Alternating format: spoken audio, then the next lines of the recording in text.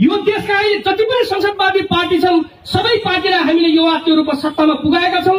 सबै नेता टेस्टेड छन्, चाहे देउबाकै कुरा गर्नुहोस्, प्रचण्डकै कुरा गर्नुहोस्, माधव नेपालकै कुरा गर्नुहोस् वा केपीजीकै कुरा गर्नुहोस् वा अन्य नेताहरू सबै सत्तामा यिनै छन्, पालो पालो गरेर यिनै छन्। तर समाधान किन हुँदैन? संकट किन गइरिन्छ?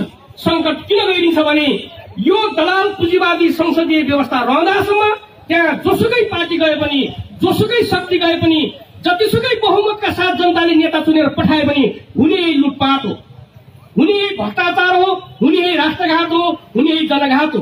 त्यसो भए हामीले अहिले बहस कहाँनिर प्रारम्भ गरेका छौं भने अब असफल संसदीय व्यवस्थाको चुनाव होइन, अब असफल व्यवस्थाको चुनाव होइन, अब चाहिँ जनतालाई आफ्नो शासन व्यवस्था आफै निर्वाचित चुन्न पाउने राइट भएको अथवा शासन व्यवस्था जनताको शासन व्यवस्थाको पक्षमा अब मत गर्न पर्यो। यो दलाल पुँजीवादी शासन व्यवस्था अन्तर्गत हामीले चुनाव गरेर भोट हालेर हामीले नेता पनि फेर्यौं, पार्टी पनि फेर्यौं, तर समाधान भएन। त्यसकारण अब जनताले आफ्नो शासन व्यवस्था आफै फैसला गर्ने जनमत संग्रहको चुनावमा जाउँ, हामीले यो कुरा भनेका छौं। हामी प्रतिबन्धित हुनुभन्दा पहिला हामीले यही कुरा भन्दै थियौं। हामीले भनेका थियौं कि देशमा एनसेलले कर छली गर्यो नगर है भनेर भने हामीले भन्यौं। देशका नदी नाला बेचिँदैछन्, अपर कर्णाली खारेज गरेर हामीले भन्यौं। पूर्वका अरूणहरूका चाहिँ परियोजनाहरू खारेज गरेर हामीले भन्यौं। भारतले गरेका अतिक्रमणहरू चाहिँ हामीले विरोध गर्यौं। हामीले दलालहरू भ्रष्टहरूका विरुद्धमा हामीले कारबाही अगाडि बढायौं। तर यो राज्यले हामीमाथि प्रतिबन्ध लगायो। हामीले के भनेका थियौं र घाँस बाँस कपास स्वास्थ्य शिक्षा रोजगार जनतालाई देऊ, हामीले त्यही भनेका थियौं। भ्रष्टाचार नगर हामीले भनेका थियौं। जनताको जीवनमा परिवर्तन आउने खालका नीति योजना कार्यक्रम ल्याऊ, हामीले त्यही भनेका थियौं। त्यो भनेर हामीलाई प्रतिबन्ध लगाइयो। हामीले प्रतिबन्ध लगाऊ पनि भनेका थिएनौं। आज फेरि हामीमाथि प्रतिबन्ध फुकुवा भएको। यो प्रतिबन्ध फुकुवा हुँदाखेरि हामीले 3 बुँदे सहमति गरेका छौं। त्यो 3 बुँदे सहमतिमा हामीले कहीँ पनि देश र जनतालाई अहित हुने खालको सम्झौता गरेका छैनौं। यो विश्व राजनीतिक इतिहासमा सबभन्दा ठूलो ऐतिहासिक चाहिँ उपलब्धिका साथ हामीले 3 बुँदे गरेका छौं। यो दिल्लीको 12 बुँदे जस्तो हामीले गरेका छैनौं। सायद दिल्लीको 12 बुँदे, काठमाडौँको 12 बुँदे हुन्थ्यो भने यो देशमा संकट आउने थिएन। हामीले गरेको 3 बुँदे काठमाडौँको 3 बुँदे हो, जनताको बीचमा जनतालाई साँची राखेर गएको 3 बुँदे हो। र 3 बुँदेमा हामीले भनेका छौं समग्र देशको आर्थिक सामाजिक र राजनीतिक क्षेत्रमा हामीले बहस गरौं। हामीले भनेका छौं अहिले हामीलाई विप्लव नेतृत्वको पार्टीलाई एजेन्डा त तिम्रा ठिक छन्, कुरा त तिम्रा ठिक छन्, तर तिमीहरू गलत बाटो हिँड्यौ, अर्थात् तिमीहरू बल प्रयोगको बाटो हिँड्यौ, तिमीहरू बन्दुकका मात्रै कुरा गर्छौ। हामीलाई बुद्धिजीवीहरूले, हामीलाई मध्यम वर्गले, हामीलाई पत्रकार मित्रहरूले, हामीलाई जनताले पनि त्यो कुरा भनिराख्नु भएको थियो। तपाईहरु शान्तिपूर्ण जनमतको बाटोमा आउन पर्यो, हामीलाई त्यो कुरा थियो। यद्यपि यो देशमा वा विश्वको क्रान्तिमा बल प्रयोग अनिवार्य छ। तपाईले अहिलेकै नेपाली कांग्रेसलाई हेर्नुभयो भने नेपाली कांग्रेस 7 सालको आन्दोलन र हतियारको बलमा बन्दुकको नालमा जन्मिएको पार्टी हो नेपाली कांग्रेस। आजको नेपाली कांग्रेसको इतिहास 1997 सालका 4 जना शहीदहरूको मूर्खतै उनीहरूको रगतमा टेकेर जन्मिएको पार्टी हो। नेकपा एमाले 28 सालको झापाको बन्दुक र खुकुरीको टुप्पोमा चाहिँ पाट जन्मिएको त्यसलाई टेकेर बनेको पार्टी हो।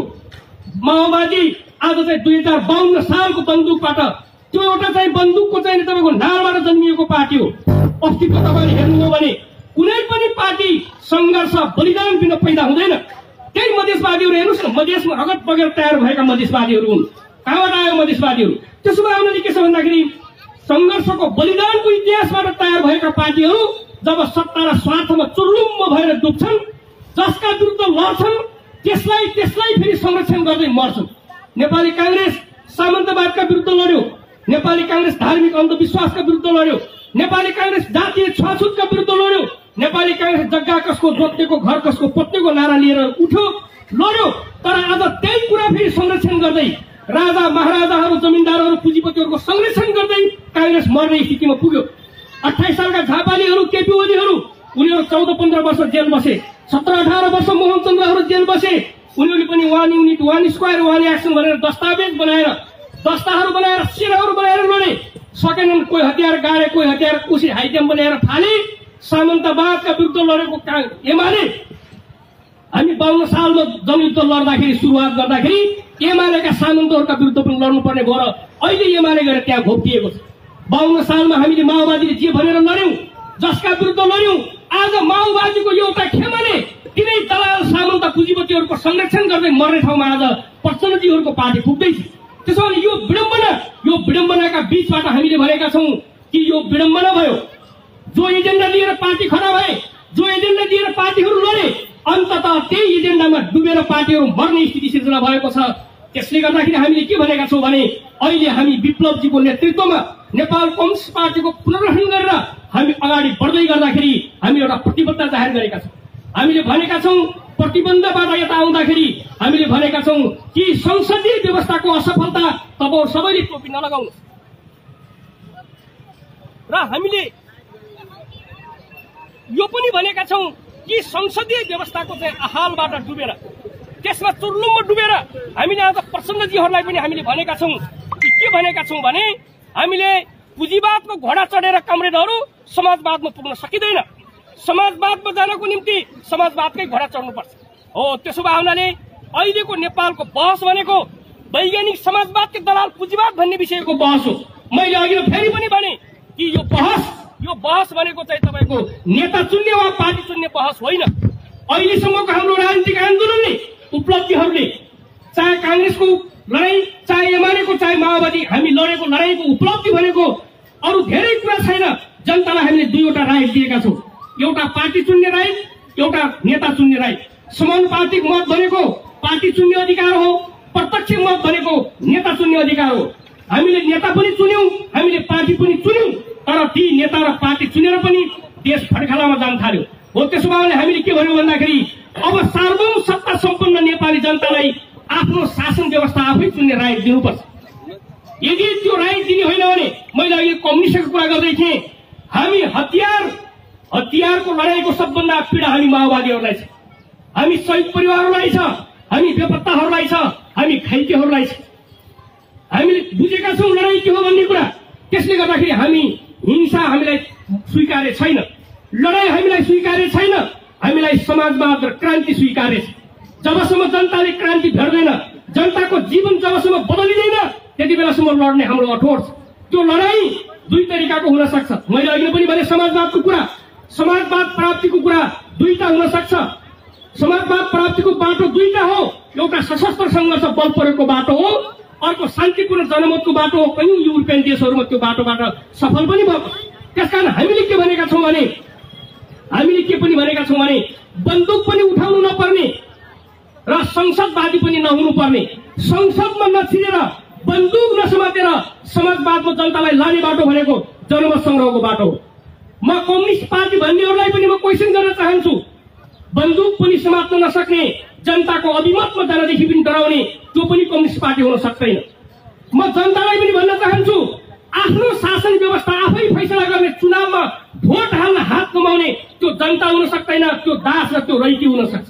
त्यसैले हामीले के भनेका छौँ भने बन्दुक पनि नपट्काउने, संसदमा पनि नपस्ने, जनताको अभिमतलाई कदर गर्ने, प्रगतिशील संयुक्त सरकार, जनमत संग्रह र त्यो जनमत संग्रह मार्फत वैज्ञानिक समाजवादको फैसला गर्ने बाटोमा अगाडि बढौँ। हामीले अहिले पार्टीको पछिल्लो राजनीतिक क्रान्ति यो तय गरेका छौँ र हामीले भनेका पनि छौँ। जसरी 36 सालमा निर्दल कि बहुदल भनेर दुईटा ढ्वाङ हामीले थाप्यौं, अहिले फेरि हामीले के भन्दैछौँ भने संसदीय दलाल यही संसदीय व्यवस्था कि वैज्ञानिक समाजवादी व्यवस्था भनेर दुईटा ढ्वाङ थापौँ।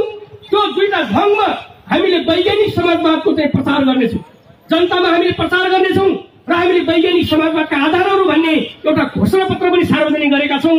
हामी त्यो लिएर जनतामा जान्छौँ, यही व्यवस्था ठिक छ भन्नेहरू पनि जनतामा जाऊ, अनि जसले जित्ला, जसले फैसला गर्ला त्यो फैसलालाई स्वीकार गरेर हामी अगाडि जाम्ला। हामी यो कुरा भन्दैछौँ। यसो भन्दाखेरि धेरै मान्छेहरूले के भन्छन् भने अब विप्लवको पार्टी पनि चुनावमा आयो, हामी चुनावदेखि भागेको होइन। यहाँ चाहिँ चुनावमा आएपछि संसदवादी हुने, गैर कम्युनिस्ट हुने, चुनाव बहिष्कार गरेपछि क्रान्तिकारी हुने भन्ने एउटा पुरानो खालको एउटा चाहिँ तपाईँको कम्युनिस्ट आन्दोलनको एउटा बहस, त्यो कुरा होइन। कम्युनिस्टहरू चुनावबाट, कम्युनिस्टहरू जनमतबाट कहिल्यै पनि भाग्दैनन्, तर कस्तो चुनाव गर्ने भन्ने विषयमा विचार गर्छन् कम्युनिस्टहरूले। हामीले 46 सालको परिवर्तन पछाडि 48 सालको चुनावमा हामी सहभागी हुँदाखेरि हामीले संसदीय व्यवस्था, राजतन्त्रात्मक संसदीय व्यवस्थालाई स्वीकार गरेर हामी चुनावमा गएका थिएनौँ। हामीले के भनेका थियौँ भने संसदीय व्यवस्थाको भण्डाफोरको नीति लिएर हामी चुनावमा गएका थियौँ। हामीले स्पष्ट हाम्रो घोषणा पत्रमा भनेका थियौँ कि हामीले राजतन्त्रात्मक संसदीय व्यवस्थाको विकल्प नयाँ जनवादी गणतन्त्रको नारा लिएर हामी चुनावमा गएका थियौं। त्यसकारणले गर्दाखेरि अहिले पनि हामी चुनावमा जान्छौं। चुनावदेखि हामी भाग्दैनौं, तर हामी चुनाव वैज्ञानिक समाजवादी स्थापना गर्ने चुनावमा हामी जान्छौं। यही संसदीय व्यवस्थामा मन्त्री र सांसद हुने, भागभण्डा गर्ने, पार्टी फुटाउने, जुटाउने अनि सत्तामा जाने, जनतालाई कंगाल बनाउने, केही सीमित यो देशका दलालहरू मोटाउने, रातारात अरबपति खरबपति हुने यो संसदीय चुनावमा हामी, यो खेलमा हामी सामेल हुनु हामीले स्पष्ट हिसाबले यो भनेका छौं। त्यसो भए के छ भन्दाखेरि हामी चुनावबाट भाग्दैनौं, हामी जनताको बीचबाट भाग्दैनौं र हामी जान्छौं चुनावमा। तर चुनावमा सार्वभौम सत्ता सम्पन्न नेपाली जनतालाई आफ्नो शासन व्यवस्था आफै चुन्ने अधिकार सहितको चुनावमा हामी जान्छौं। हाम्रो पार्टीको घोषित नीति यो। अब यसो हुँदाखेरि तपाईहरुले क्वेशन उठ्ला, किन तिमीहरूलाई वैज्ञानिक समाजवाद चाहियो? यही व्यवस्थामा तिमीहरू गएर बहुमत कायम गरे हुँदैन? यो क्वेशन तपाईहरुलाई लाग्न सक्छ। हेरिहाल्नु बहुमतको कुरा। मैले अघि नै भने 2/3 कांग्रेस, 2/3 कम्युनिस्ट असफल भयो। अहिले तपाईँ राष्ट्रियताको सवालमा हेर्नुहुन्छ भने एमसीसी जस्तो राष्ट्रघाती परियोजना सबै चाहिँ पास गर्न भोटबाजी छ। कसैको विरोध छैन त्यसमा। न कांग्रेसको विरोध छ, न एमालेको विरोध छ, न माओवादी केन्द्रको विरोध छ। व्यक्तिगत विरोध गरिराखेका होलान् त्यही भित्रका नेताहरूले। संस्थागत विरोध कसैको छैन। किन छैन संस्थागत विरोध भने नेपाल नवौपनिवेशिक अवस्थामा छ। कहिले दक्षिणका शासकहरूले, कहिले पश्चिमका शासकहरूले।